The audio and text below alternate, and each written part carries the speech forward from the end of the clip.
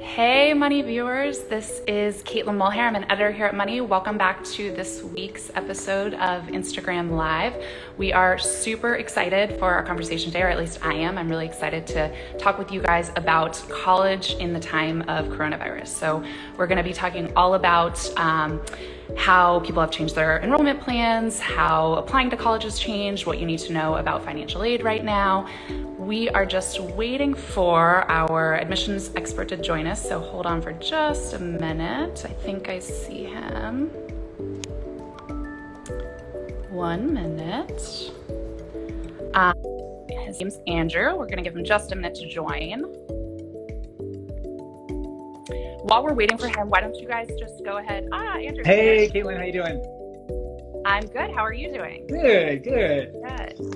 So welcome. We're really excited to talk to you today. I was just about to tell our viewers if they have any questions to go ahead and drop those in the comments for us, and hopefully we'll have time to get to them.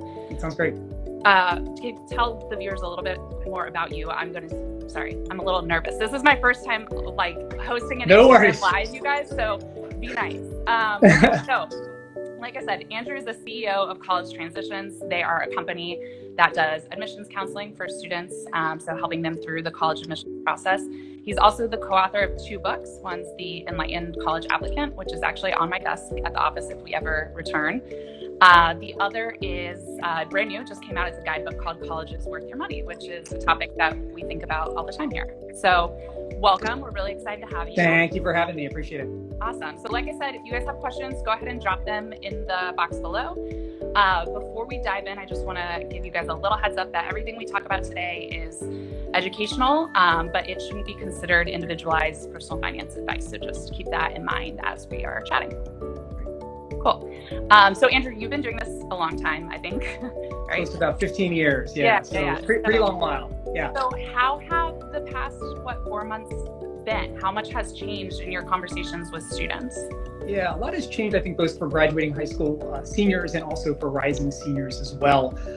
So for the graduating high school seniors, we're seeing an increasing number of students who are at the very least exploring opportunities to take a gap year. But the students are also finding the opportunities are pretty limited in the current environment. A lot of gap year programs abroad have been canceled. There are less internship and volunteer opportunities available to students as well. So we actually have a lot of students who are looking to stay home and to take classes online or at a local community college. So still making progress toward their degree, but potentially at a much more affordable rate. So this can be a really good option for a lot of students, but many students also need to be mindful of their credit transfer policies at the schools they'll eventually be attending. There are a lot of schools that are generous with accepting credits earned at other places prior to enrollment, and there are other schools that are not generous at all. So students, I think, really need to keep this in mind. Right, because if they go to, let's say, if I take courses at my community college and pay for those courses and then eventually try and transfer them and none of those credits count, then you lose time to degree. Yeah. Yep, you lose money. So it's really not a good thing at all. So it's really important that students do their due diligence before deciding to go that route. And where can they find that information? So oftentimes it's tough. They're not standard across institutions. Oftentimes you have to go to the institution's website. Calling the registrar is a good place to begin as well. A lot of times they'll have information, not just about credit transfer policies, but whether or not you're actually able to take credits before and elsewhere before enrolling at the institution. Because some schools, actually, your freshman status can be impacted. If you take credits before enrollment, you may be considered a transfer and not a freshman. So a registrar is a good place to check that out. Also, institution websites as well. Awesome. Okay, so that's a really good detail about whether or not you'd be considered a freshman or a transfer student. So. Exactly. Right. Well, shifting the focus a little bit from students who are going to college this fall to high schoolers who are going to be applying for Yes. How have things changed? Yeah, well, there are a lot of trends I think that students need to be aware of if they're rising seniors. For one, because so many students are now requesting to take a gap year this year, colleges may have fewer spots to fill in the fall of 2021, which could create this squeeze and potentially make the application process more competitive this year. But there are also a couple other trends I think that may have an opposite effect. So it's reasonable to assume that a lot of students are now very reluctant to travel. So colleges may have a more difficult time really attracting a geographically diverse student body this year than in years past. And that can be really important to an institution because students coming from all over the country, all over the globe, really help a school to grow its brand and also increase its revenue through out-of-state tuition dollars. So if you're a student who's willing to travel, especially out of state, you might see more benefit this year than in years past. The second trend I think that could possibly ease admission, at least for some, has to do with tuition. So in this crisis, most schools are now more reliant on student tuition revenue to meet their financial goals because they're receiving less money from their endowment, from the state and federal government, from other resources. So if you're a student who can pay a good portion of your bill, who can bring tuition revenue to an institution, you're also likely to catch an admission break this cycle as well. Then I think the final big trend that we're seeing is this massive move away from standardized test requirements. So many schools, even those with a very selective variety, have recently adopted test optional test optional policies. Yeah, I think I heard that like a couple hundred colleges have spring announced at least. For sure, within the past several months. No longer requiring students to submit their SAT or ACT scores, which can be good news for some, especially those that do really well inside the classroom but they struggle on test day.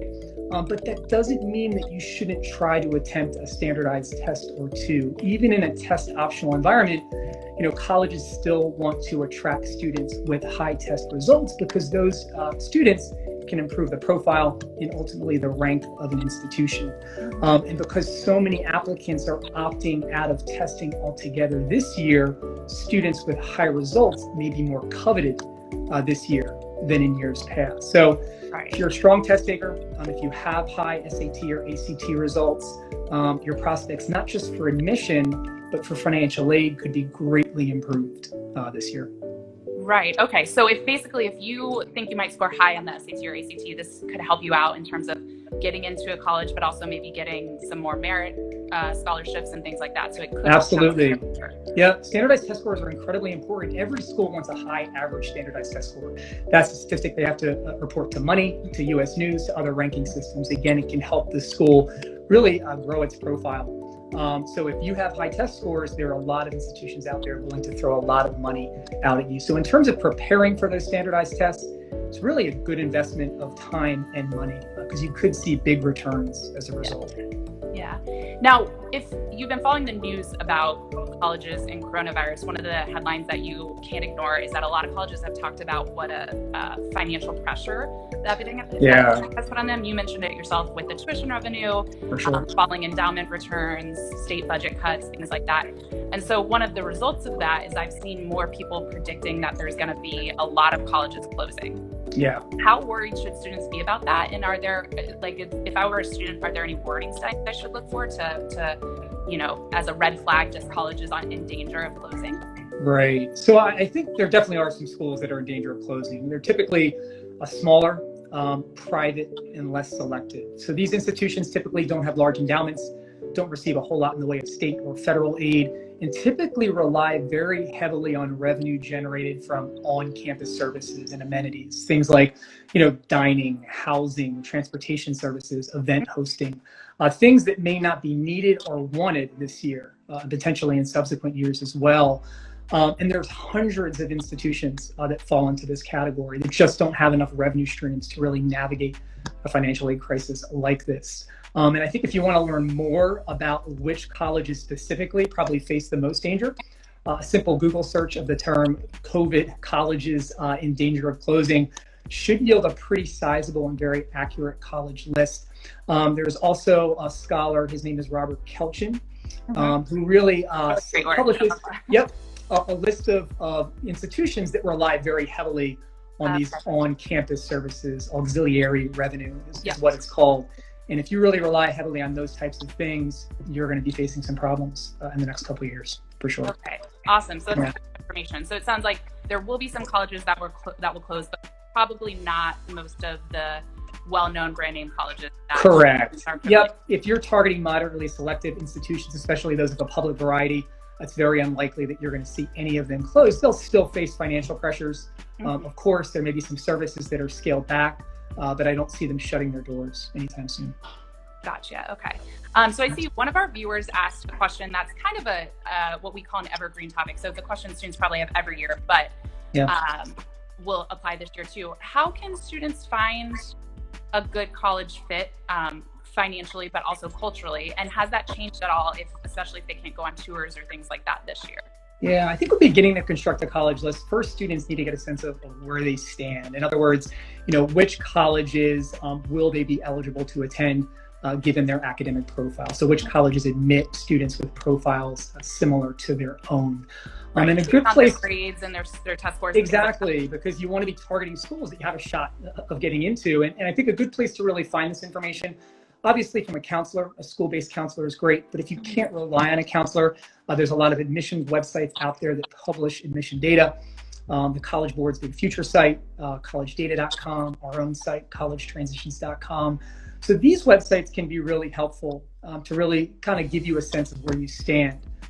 In addition to some of those college websites, there's also a lot of college guidebooks out there.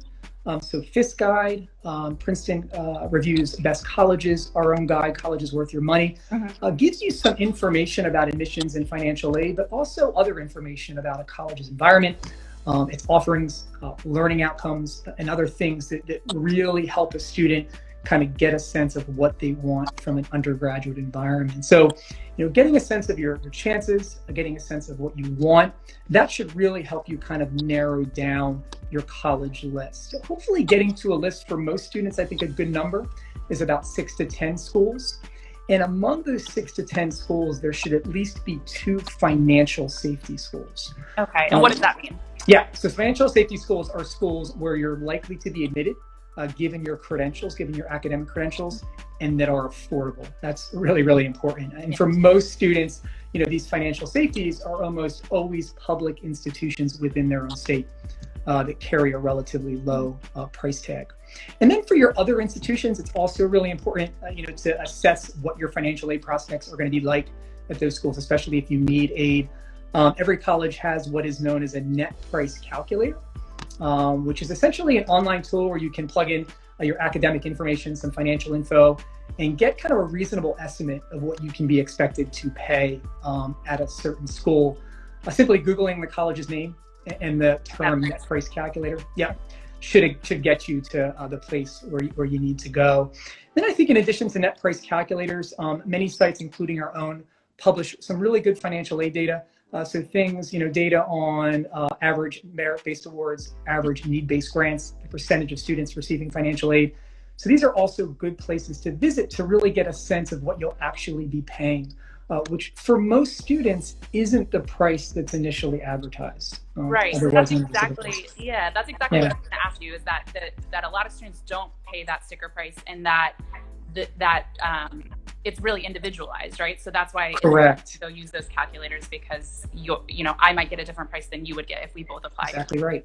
Yeah. So if you're a student with substantial financial need, do not be afraid to apply to schools that on the face are $70,000, $75,000, $80,000, because if you really are needy, many of these very expensive schools are also very generous. And a lot of these very generous schools also fall into the selective or the very selective categories. So, Harvard may be $80,000, but very few students pay $80,000. There are some students that pay nothing at all in order to attend. And there's many other schools aside from Harvard that follow that kind of aid distribution approach. Yeah, that's such an important point. And I think that a lot of people still don't realize. They see those high prices and they think, I could never afford to go here. And so they don't even apply. Right. Exactly. And we just don't want to discourage, because sometimes that private, really expensive institution can actually prove more affordable than an institution within your own state after need is taken into account. Right. Okay. So on the topic of affording college, obviously we can't talk about the pandemic without looking at the, crushing effect it's had on the economy. Unemployment rates are, continuing to break records every week. What would you say to a student who was college bound, was planning to go to college, and now is just convinced that they can't afford it? Yeah, well, there's a couple of things they can do. First, they should contact their school's financial aid office, reveal any changes to their financial situation, and ask for more money. While appeals, for more financial aid don't always work, they certainly can't hurt.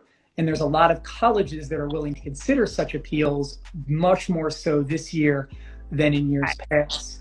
Great tip. Okay. Yeah, so that's good. And I think second, and especially if appealing doesn't work, there may be a lot of students that need to kind of step back and reevaluate, their college-related goals. For instance, if your main objective is to complete a 4-year degree, you don't necessarily have to start at a 4-year institution. There are a lot of students that begin their college careers at 2-year institutions, earn fantastic grades, then apply for transfer to very, very competitive schools, getting into those schools, all the while paying much less than what they would have paid had they gone to a 4-year college for their entire undergraduate career. So, out of crisis, out of bad times, could potentially arise opportunities for many students. And in terms of that transfer, I know we talked about this a little bit more, but are there types of colleges that are more open to transfer students? Yeah, in most schools today, with the exception of a handful of very elite selective schools, Princeton is included in that bunch, most schools are really looking for transfer students because they add something to the student body. They bring unique perspectives, unique experiences. There certainly are more transfer-friendly schools than others. On our site, collegetransition.com, we post freshman versus transfer admission rates by college. So you can really get a sense of, which schools are more transfer friendly, but the overwhelming majority of schools will look for transfer students. And it's important to keep in mind that a lot of these students, if they're looking at very selective 4-year colleges, don't have to come from another selective 4-year school. Community college students transfer in droves to places like UC Berkeley, UCLA, University of Michigan, other very selective private schools as well. So again, I think in this crisis, given economic circumstances right now, affordability should really be the priority. Do what you need to do, get good grades, and then if you do, sky's the limit. There are a lot of opportunities for you after getting those grades. Great. Okay. So on the topic of affordability, I know in the last recession, we saw student borrowing grew very quickly, both in the number of people borrowing and also in how much debt they took out. For students who are in school right now or about to go to college, how can they make sure they're borrowing a responsible amount? How can they figure out how much they can actually afford to take out in debt? Yeah, there's really a general rule that we like to kind of go by. The total debt you accrue in college should be equal to or less than the annual starting salary that you expect to make. So for instance, if you plan on going into teaching, that number may look close to $40,000. But if you're going into finance, that number may be closer to $60,000. So what you plan on taking out not only depends on your financial circumstances, but also on your career goals, your career plans, if you have any. So that's really important to keep in mind. Okay, awesome. We have just a couple more minutes left. One thing I want to make sure to talk to you about, because I actually see some of our viewers are from outside the U.S. And we've seen a lot of sort of a whirlwind, frankly, of news regarding international students and student visas, whether or not they can stay in the U.S. and take online courses. I think you do work with a lot of international students. We do, yeah. So what are you advising them in this sort of crazy environment? Should they be to the U.S. or are there other alternatives? Yeah, so in current circumstances, if you're an international student currently residing in the U.S., you might want to consider staying because if you leave, it may be tough to get back in given current travel restrictions. We have a lot of international students we're working with right now who attend high school in the United States who have opted to stay in the United States this summer as opposed to going home because they're worried that they may not be able to get back in, at least in the short term.